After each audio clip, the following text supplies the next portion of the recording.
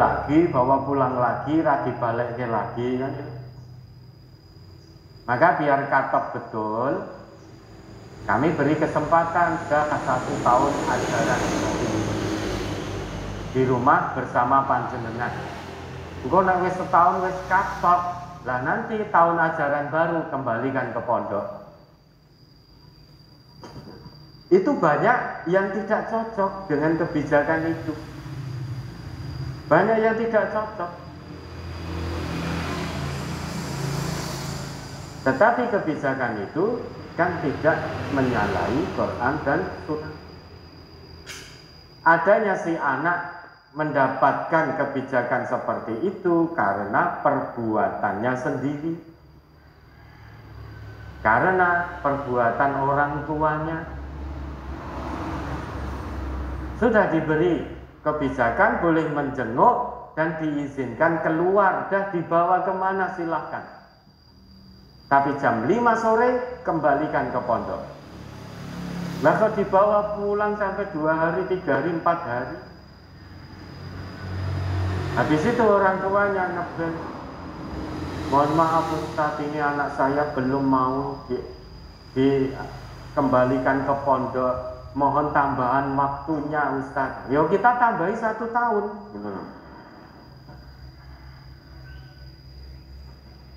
Lah salah sapa digawa mulih?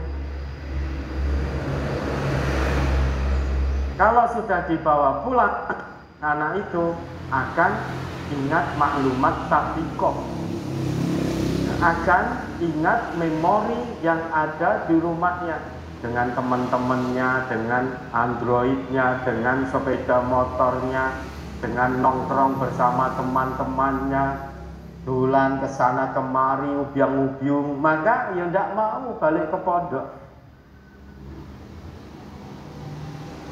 Terus kebijakan semua santri pondok, siswa-siswi SMP MTA Gemolong, SMA MTA, SMP IT, MTA Karanganyar tidak boleh pegang HP selama di tempat pendidikan. Itu ya banyak yang tidak suka dengan kebijakan itu. Tapi kalau dia seorang muslim, selama kebijakan, aturan, nizam, perintah tidak bertentangan dengan syariat Islam, tidak menyimpang dari aturan Quran dan Sunnah, kewajiban murid, kewajiban orang tua tinggal taslim. Jangan mencari celah, melipir-melipir pas jadwal penjengukan, dititipi HP, nyoleh, nyondok, atau nganti ngerti gurumu ya, disimpen. Daripada nanti mau hubungan dengan bapak ibu harus antri dengan telepon asrama, dengan telepon pondok. Maka ini tak tinggali HP, tetapi disimpan primpen tenang. Jangan sampai ketahuan gurunya. Berarti tidak taslim ini orang tuanya. Sekalipun tidak cocok dengan kebijakan itu, kita ini orang Islam, seorang muslim, itu as-sam'u wa ta'ah.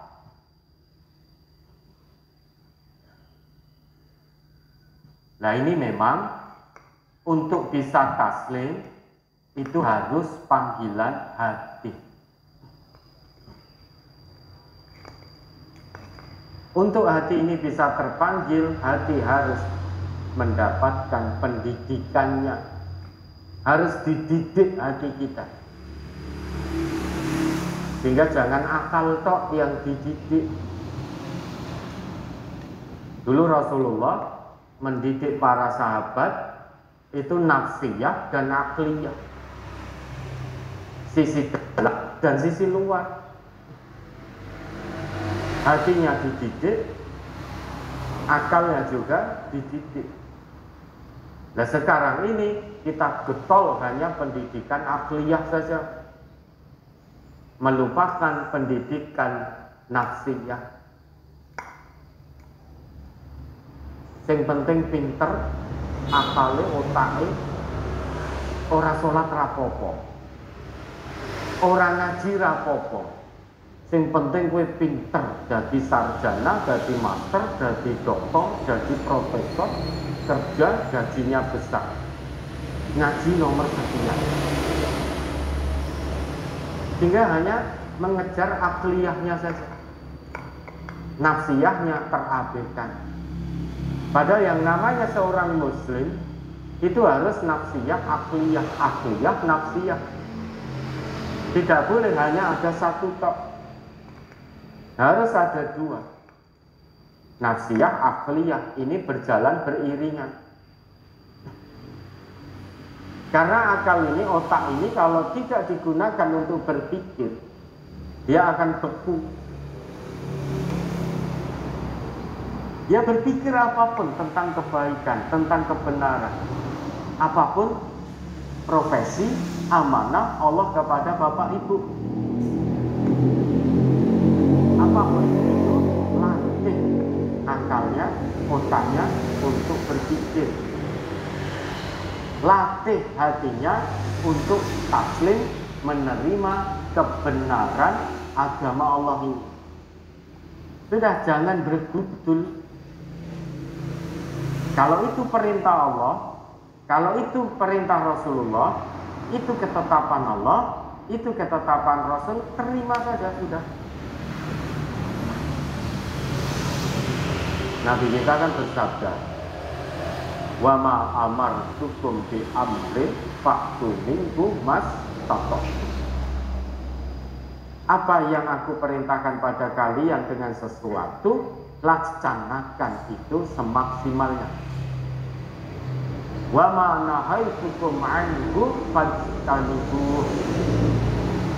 Dan apapun yang aku larang kepada kalian, jauhi. Sudah, tinggal taslim saja pada perintah Rasulullah. Wa ma atakumur rasul fakhudhuhu wa ma nahakum anhu fantahu. Kata Allah, perintah Allah dalam Quran surat Al-Hasyr ayat 7. Apapun yang Rasulullah datangkan kepadamu, terima dia. Terima semua apa yang Rasul datangkan. Termasuk Rasulullah mendatangkan kepada kita untuk as-sam'u wa ta'at, mendengar dan taat pada pimpinan, baik kita cocok atau tidak cocok, selama tidak mengandung kemaksiatan. Kalau perintahnya mengandung kemaksiatan, jangan dengar, jangan taati. Bukan berarti terus meninggalkan, bukan berarti terus meninggalkan pimpinannya, tapi datang pada pimpinan, berikan tawasul. Itu seorang muslim. Lah sekarang kalau dengan pimpinan jenengan, kalau tidak cocok terus tinggalkan, tidak cocok tinggalkan. Orang Islam itu hidupnya harus terpimpin. Ikhlas memimpin, ikhlas dipimpin. Itu amanah orang Islam, amanah seorang muslim, amanah seorang mukmin. Itu harus ikhlas memimpin, ikhlas dipimpin. Mungkin di satu tempat panjenengan mendapat amanah memimpin, maka harus ikhlas memimpin karena Allah. Memimpin dengan Quran dan Sunnah.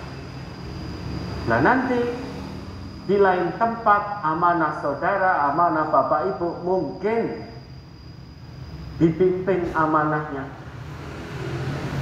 maka harus ikhlas dipimpin. Kan mungkin di tempat A delalah bapak ibu amanahnya memimpin. Nah nanti ketika pindah ke tempat B, amanah bapak ibu tidak memimpin lagi, tetapi dipimpin. Baik mengemban amanah memimpin atau dipimpin, harus ikhlas. Ikhlas memimpin dengan Quran dan Sunnah, ikhlas dipimpin dengan Quran dan Sunnah. Ya, ada lagi. Halaman 7. Man iltamasa ridallahi bi sakhatin nasi kafahu Allahu mu'natan nasi wa man iltamasa ridon nasi bi sakhatillahi wa kalahu Allahu ilan nasi. Rawahu Tirmidzi. Barang siapa mencari ridha Allah walaupun dengan kemarahan manusia, maka Allah mencukupinya atau menjaganya dari kemarahan manusia. Dan barang siapa mencari ridho manusia dengan kemurkaan Allah, maka Allah akan menyerahkannya kepada manusia. Hadis riwayat Tirmidzi. Bagaimana mencari ridho Allah walaupun dengan kemarahan manusia? Barang siapa mencari ridha Allah walaupun dengan kemarahan manusia, maka Allah akan mencukupinya atau menjaganya dari kemarahan manusia. Mohon penjelasannya. Jadi apapun yang kita lakukan itu tujuannya harus lillahi rabbil alamin. Harus untuk Allah. Apapun itu yang kita ucapkan, yang kita lakukan, yang kita lihat dengan penglihatan kita, yang kita dengar, itu tujuannya harus untuk Allah, mencari, berusaha meraih ridho Allah. Sekalipun di dalam usaha kita untuk meraih ridho Allah banyak manusia yang membenci. Bukan berarti terus kemudian kita ikut manusia itu biar semua manusia cinta pada kita. Kalau itu dilakukan, iya manusia akan mencintai, tapi Allah akan murka.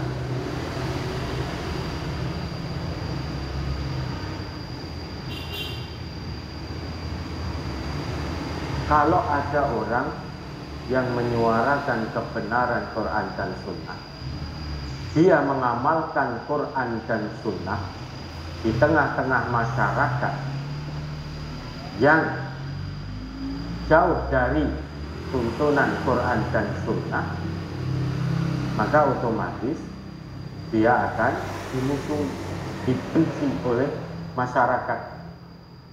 Ya sebagaimana Bapak Ibu dulu sebelum ngaji di sini. Begitu panjenengan ngaji di MTA dan mengamalkan hasil kajinya dengan sungguh-sungguh, banyak di antara panjenengan diusir oleh keluarga, dikucilkan oleh masyarakat, dianggap sok suci, difitnah sesat, dikatakan menungso totonane angel, kan begitu. Kenapa? Karena tidak mengikuti kebanyakan orang, karena tidak mengikuti umumnya orang, sehingga tampak asing. Kalau kemudian lagi dirasani tetangga kanan kirinya saja sudah rapuh, akhirnya jenengan tidak mau lagi ngaji atau tidak mau mengamalkan hasil kajinya, maka bisa jadi tetangga jenengan jadi cinta pada jenengan, tapi Allah tidak cinta karena perbuatannya menyimpang dari aturan Allah, menyimpang dari tuntunan Rasulullah. Maka sebenci apapun manusia kepada kita, karena kita melakukan, mengamalkan kebenaran Islam, sebenci apapun manusia tidak perlu kita hiraukan. Jangan dengarkan apa kata manusia. Fokus kita bagaimana Allah ridho pada kita. Fokus kita itu.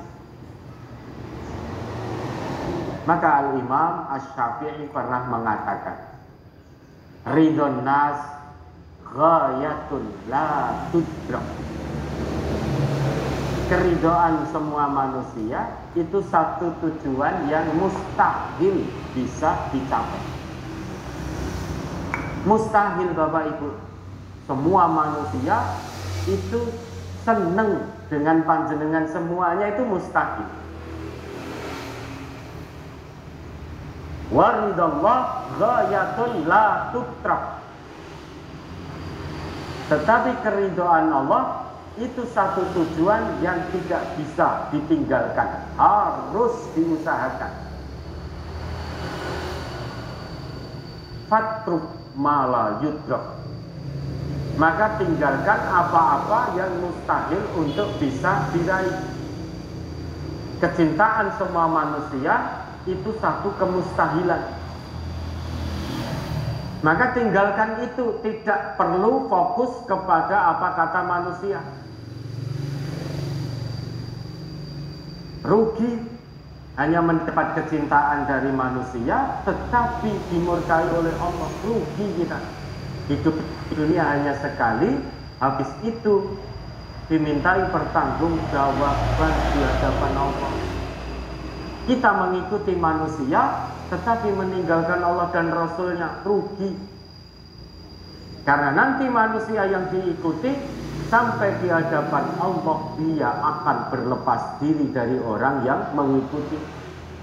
Ittabarra alladhina tubi'u minal ladhina taba'u wa ra'awul 'adzaba wa taqatta'at bihimul asbab. Kata Allah begitu. Akan datang satu hari di mana orang-orang yang ketika di dunia diikuti secara membabi buta, meski tanpa kebenaran, menyimpang dari petunjuk Allah dan Rasulnya, tetap diikuti hanya untuk mendapatkan keuntungan dunia. Sampai di hadapan Allah, orang yang diikuti tadi akan berlepas diri dari orang yang mengikuti. Maka Bapak Ibu jangan percaya kalau ada orang yang mengatakan wis ora sah kakean takon dalil. Karek melu ngono wae engko dosane tak tanggungi nek dosa. Itu bohong. Kenapa? Karena Allah yang memberitahu mereka yang seperti itu akan berlepas diri dari orang yang mengikuti. Kenapa? Karena sama-sama melihat azab yang begitu dahsyat, nanggung dosane diri saja tidak kuat, apa meneh nanggung dosa orang yang mengikuti. Nah, kalau ada orang yang mengatakan menjalankan agama itu wis ora sah, jangan kebanyakan tanya dalil. Pokoknya itu ikuti saja. Andai kata dosa, tak tanggungi dosane. Itu bohong. Maka fatruk mala yudrok. Tinggalkan apa-apa yang tidak bisa digapai. Wa adrik mala yudrok. Dan usahakan untuk meraih apa-apa yang tidak bisa ditinggalkan. Keridhaan Allah tidak bisa kita tinggalkan. Harus kita usahakan. Kita tidak akan selamat kalau sampai Allah tidak ridho kepada kita. Sekaya apapun kita, belum tentu Allah meridhoi. Kalau hasil kekayaan dia dapatkan dengan cara korupsi, dengan cara menipu. Kalau kekayaan dia gunakan untuk kesombongan, memandang rendah orang lain, mana tidak ada keridhaan dari Allah. Setinggi apapun pangkat jabatan seseorang, bukan berarti otomatis Allah meridhoi. Tergantung dia amanah atau tidak dengan pangkat dan jabatannya itu. Kalau dia tidak tunaikan dengan baik sesuai fungsi jabatan yang Allah dan Rasul tetapkan, maka oleh Allah dikatakan telah berkhianat terhadap amanah yang Allah berikan. Kalau orang sudah berkhianat terhadap amanah, tentu tidak akan mendapatkan ridho dari Allah, sekalipun semua manusia mencintai. Karena orang yang berkhianat terhadap amanah itu bukan hamba Allah yang mukmin, tetapi itu orang munafik. Karena salah satu ciri kemunafikan tidak tumina khana, jika diberi amanah khianat. Meskipun dalam berkhianat itu mendapatkan kecintaan banyak manusia, tetapi Allah tidak cinta. Allah murka. Akan datang satu hari dia berdiri di mas'ul, dimintai pertanggungjawaban oleh Allah terhadap semua amanah yang ada pada diri. Maka Bapak Ibu, kalau mengamalkan Islam ini jangan kata bulan, kata bulan, kata bulan. Tetapi kata Allah begini, kata Rasulullah begini, sudah selesai. Meskipun kata fulan,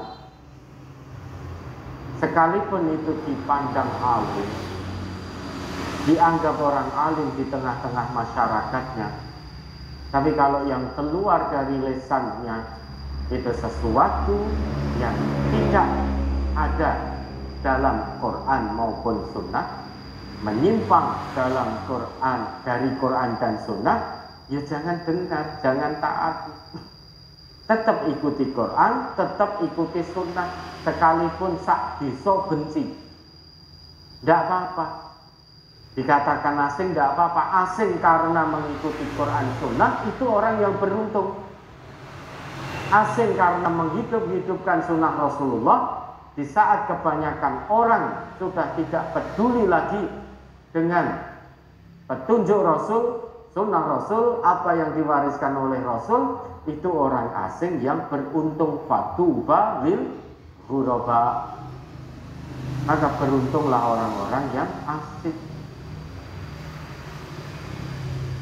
Memang Islam dulu datang dalam keadaan asing. Di tengah masyarakat jahiliyah, molimo itu sudah mendarah daging. Datang Islam meluruskan itu semua. Awalnya tanpa asing. Dan nanti Islam akan kembali asing. Dan saat itu sudah bisa kita rasakan keasingan Islam. Kita hidup di tengah-tengah zaman ini. Saat ini kalau ada orang menyuarakan Quran, menyuarakan Sunnah, itu tanpa asing, dianggap asing. Ada seorang pemuda, pemudi tidak pacaran karena takut kepada Allah, itu dianggap asing, diolok-olok, dihina, dianggap rapayu, ini itu dan lain sebagainya. Dianggap manusia kuno, tidak modern. Padahal tidak pacarannya itu karena menjalankan perintah Allah. Sekarang ada seseorang yang tidak mau salaman, misal laki-laki tidak mau salaman dengan wanita yang bukan mahram, itu juga dianggap asing. Dikata-katai, sok inilah, sok inilah, sok itu. Kalau jenengan rapuh, runtuh keimanannya hanya gara-gara dikata-katai seperti itu, terkewuh dengan manusia, kemudian jenengan mau salaman, nanti manusianya akan cinta pada jenengan, tapi Allah murka, menyentuh dengan sengaja wanita yang tidak halal bagi dirinya. Hukuman ditikam dengan jarum besi kepalanya itu lebih baik daripada kita dengan sengaja menyentuh wanita yang tidak halal bagi kita. Maka tidak perlu dengarkan kata manusia.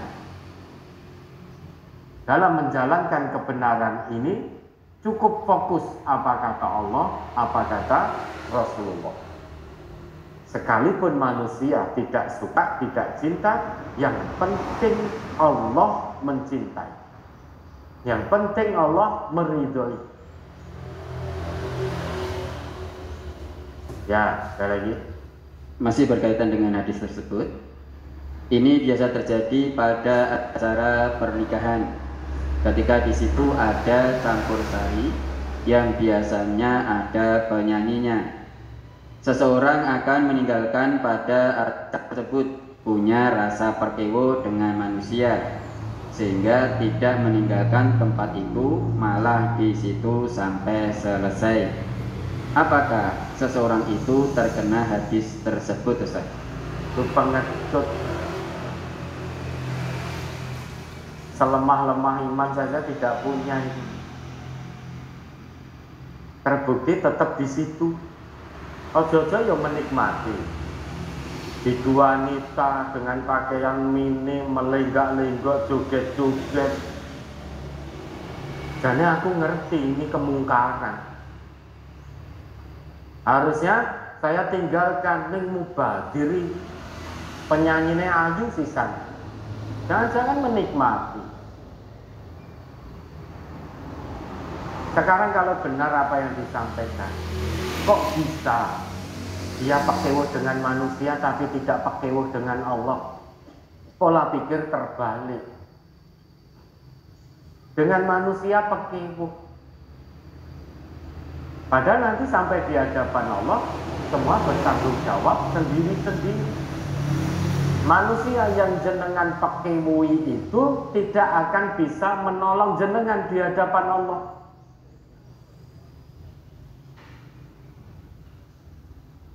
Sampai di hadapan Allah, semua manusia bertanggung jawab sendiri-sendiri.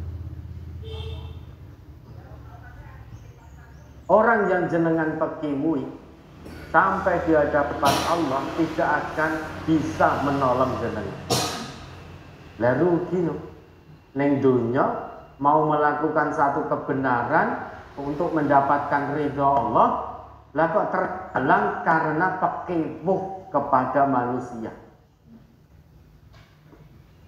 Anehnya, yang ngasih nyawa itu Allah, yang menciptakan Allah, yang menjamin rezekinya juga Allah, tetapi pakewuh sesama manusia, tidak pakewuh kepada Allah. Maka Bapak Ibu warga NPA, kalau ada di posisi itu sudah langsung tinggalkan. Biar dikata tidak mau bermasyarakat, tidak mau nyedulur, tidak ini, tidak itu, dah ben rasa digagas. Pokoknya segera tinggalkan tempat. Ya, ada lagi.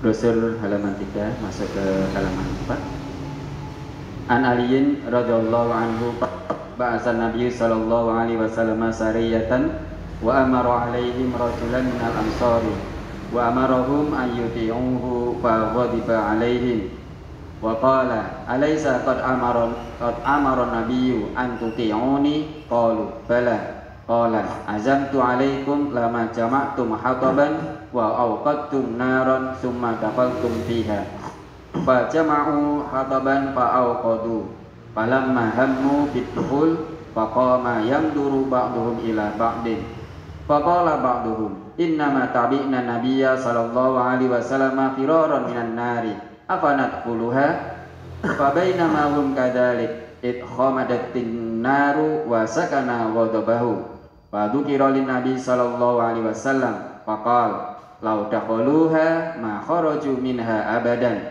innama ta'atu fil ma'ruf. Rawahul Bukhari. Dari Ali radhiyallahu an ia berkata, Nabi Shallallahu Alaihi Wasallam mengirim pasukan dan mengangkat seorang sahabat dari Ansor sebagai pemimpin mereka, dan beliau memerintahkan kepada mereka untuk mentaatinya. Kemudian di tengah perjalanan, sahabat Ansor tersebut marah dan berkata, bukankah Nabi Shallallahu Alaihi Wasallam telah memerintahkan kalian untuk mentaatiku? Mereka menjawab, ya. Sahabat Ansor tersebut berkata lagi, karena itu aku ingin supaya kalian mengumpulkan kayu bakar, lalu kalian menyalakan api, kemudian kalian masuk ke dalamnya. Lalu mereka pun mengumpulkan kayu bakar, lalu menyalakan api. Tatkala mereka akan memasuki api tersebut, satu sama lain saling memandang. Sebagian mereka berkata, bukankah kita ikut Nabi Shallallahu Alaihi Wasallam itu untuk menjauhkan diri dari api? Apakah sekarang kita ingin memasukinya? Ketika mereka dalam keadaan seperti itu, tiba-tiba api itu padam dan kemarahannya pun reda. Kemudian hal ini disampaikan kepada Nabi Shallallahu Alaihi Wasallam. Lalu Nabi Shallallahu Alaihi Wasallam bersabda, seandainya mereka memasukinya, niscaya mereka tidak bisa keluar dari api itu selama-lamanya. Sesungguhnya kewajiban taat itu hanyalah dalam hal yang ma'ruf. Hadis riwayat Bukhari.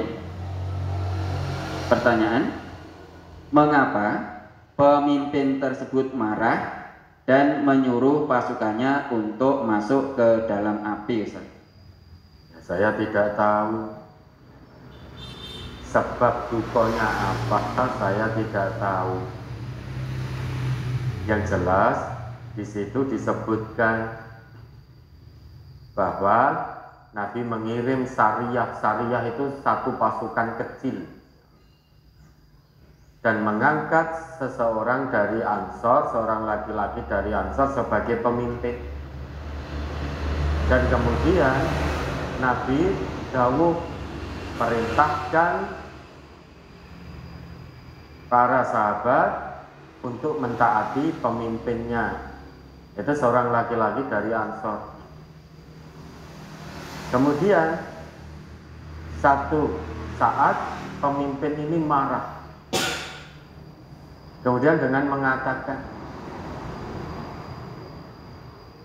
Alaisa qad amaran nabi an tuti'uni, bukankah Nabi telah perintahkan pada kalian untuk mentaati?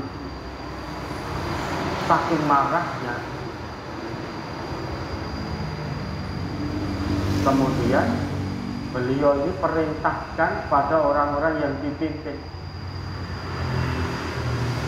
sebagai bukti ketaatanmu padaku, sekarang kumpulkan kayu, kemudian nyalakan, baru mlebu ning jerone. Nah kemudian orang-orang tadi betul karena taat pada pemimpin, kumpulkan kayu, nyalakan. Namun ketika mau masuk, mereka satu sama lain saling berpandangan, saling melihat. Terus ada seseorang yang mengatakan, innama tabi'na nabiyya sallallahu alaihi wasallam firaran minan nar afanadkhuluha. Sesungguhnya kita ini mengikuti Rasulullah itu kita lari dari api neraka. Makanya kita mentaati Nabi biar selamat dari api neraka. Lah apakah sekarang kita mau memasuki api? Artinya kita mengikuti Nabi itu biar selamat dari api neraka yang membakar. Lah apa sekarang kita mau masuk ke kobaran api yang kita nyalakan itu? Terus keadaannya seperti itu, pandangan begitu. Fabainama hum kadzalika id aqamatatin nar wa sakana qadabuhu. Keadaannya terus seperti itu, saling melihat, saling memandang sampai padam api tersebut, Dan ketika itu amarah dari pemimpin tadi mereda. Kemudian peristiwa itu disampaikan pada Rasulullah. Rasulullah bersabda, "Lau dakhaluha ma kharaju minha abada." Seandainya mereka masuk ke dalam kobaran api itu, maka dia tidak akan pernah keluar darinya. Alias meninggal, terbakar. Kemudian Nabi teruskan sabda beliau, "Innamat ta'atu fil ma'ruf." Ketaatan itu dalam hal ma'ruf. Perintah untuk masuk ke dalam kobaran api, sekalipun itu dari pimpinan, jangan diikuti, jangan didengar, jangan dilaksanakan, karena itu perintah tidak ma'ruf. Lah sebab marahnya apa? Dalam hadis ini tidak disebutkan sebab amarah beliau yang menjadi pemimpin tadi. Ya, ada lagi? Pertanyaan tertulis berkaitan dengan brosur cukup besar.